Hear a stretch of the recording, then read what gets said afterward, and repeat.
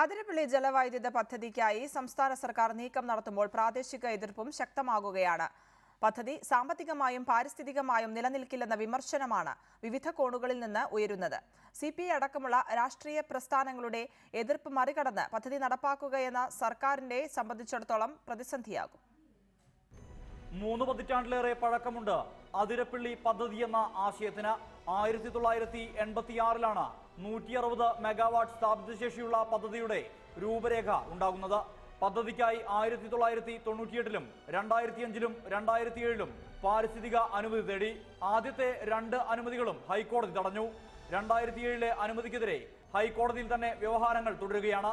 ഇതിനിടയിലാണ് വൈദ്യുതി വകുപ്പ് മന്ത്രിയുടെ പ്രസ്താവന.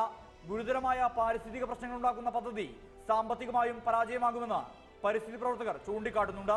നമ്മളിവിടെ മനസ്സിലാക്കേണ്ടത് പല വികസിത രാജ്യങ്ങളും മത്സ്യങ്ങളുടെ പേരിൽ നിലവിലുള്ള അണക്കെട്ടുകളെ പൊളിച്ചു മാറ്റിക്കൊണ്ടിരിക്കുന്ന കാലഘട്ടത്തിലാണ് നമ്മൾ ജീവിക്കുന്നത്.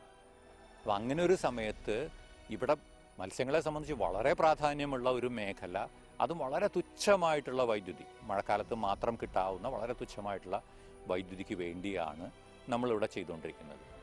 ഒരു യൂണിറ്റിന് 15 രൂപ കൊടുത്തിട്ട് കേരളത്തിൻ്റെ മൊത്തം വൈദ്യുതി ആവശ്യത്തിൻ്റെ ഏതാണ്ട് 4% വൈദ്യുതി കിട്ടുന്ന ഈ പദ്ധതി നടപ്പിലാക്കി കഴിഞ്ഞാൽ കേരളത്തിലെ വൈദ്യുതി പ്രതിസന്ധി മുഴുവൻ പരിഹരിക്കപ്പെടും എന്നൊക്കെ പറഞ്ഞു കഴിഞ്ഞാൽ അത് വിശ്വസിക്കണമെന്നുണ്ടെങ്കിൽ അത്ര അറിവില്ലാത്ത ആൾക്കാരാണ് കേരള സമൂഹം എന്ന് വിചാരിക്കേണ്ടി വരും. ഭാഗ്യവശാൽ അങ്ങനെയല്ല.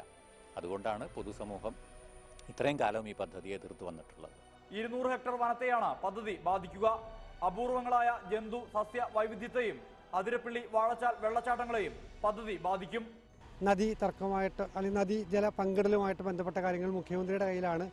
അങ്ങനത്തെ കാര്യങ്ങൾ ചെയ്യാമെന്ന് വേണ്ട ഇടപെടൽ നടത്താമെന്ന് ജലവിഭവ വകുപ്പ് മന്ത്രി നമുക്ക് ഉറപ്പ് തന്നിരുന്നെങ്കിലും അത്തരത്തിൽ വേണ്ടത്ര കാര്യങ്ങൾ ചെയ്തിട്ടില്ല എന്നാണ് നമ്മൾ മനസ്സിലാക്കുന്നത്. ഇതിൻ്റെ ഫലമായി തമിഴ്നാട് നമ്മൾ അന്ന് പറഞ്ഞ സമയത്ത് നിയന്ത്രിച്ചിരുന്നെങ്കിൽ കുറേ കൂടെ വെള്ളം നമുക്കന്ന് കിട്ടുമായിരുന്നു. അത് കിട്ടിയില്ല എന്ന് മാത്രമല്ല, ബാക്കി വെള്ളം ഇപ്പോൾ പറമ്പിക്കുളത്താണുള്ളത്.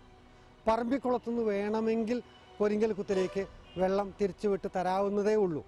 പക്ഷേ നമ്മുടെ രാഷ്ട്രീയ സാഹചര്യങ്ങളും മറ്റും വെച്ച് കണക്കാക്കുമ്പോൾ അതിനുള്ള സാധ്യത ഞങ്ങൾ കാണുന്നില്ല. 145 കിലോമീറ്റർ ദൈർഘ്യമുള്ള ചാലക്കുടി പുഴയിൽ നടപ്പാക്കാൻ പോകുന്ന 7ാമത്തെ പദ്ധതിയായതിനാൽ പുഴയുടെ നിലനിൽപ്പ് പോലും ചോദ്യം ചെയ്യപ്പെടുമെന്നും വിമർശനമുണ്ട്. പ്രാക്തന ഗോത്രവിഭാഗമായ കാടർക്ക് അനുകൂലമായ വനാവകാശ നിയമത്തെ മറികടക്കാനും സംസ്ഥാന സർക്കാരിന് എളുപ്പമാകില്ല. തൃശൂരിൽ നിന്നും സുർജിത് അയ്യപ്പത്ത്, റിപ്പോർട്ടർ.